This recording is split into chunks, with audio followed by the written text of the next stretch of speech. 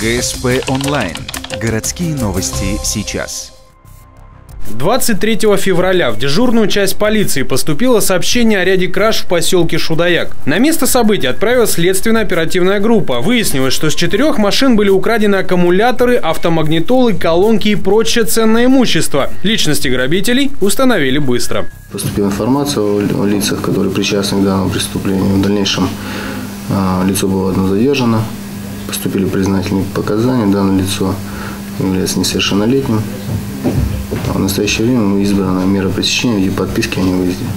Свой поступок юноша объясняет нехваткой карманных денег. Половину украденного молодые грабители уже успели продать. Ранее оба обвиняемые привлекались за кражи и угоны. 16-летний соучастник еще не пойман. Несмотря на возраст, молодым людям придется ответить по-взрослому. Поскольку молодые люди уже неоднократно приступают к черту закона, если их вина будет признана судом, то они отправятся за решетку.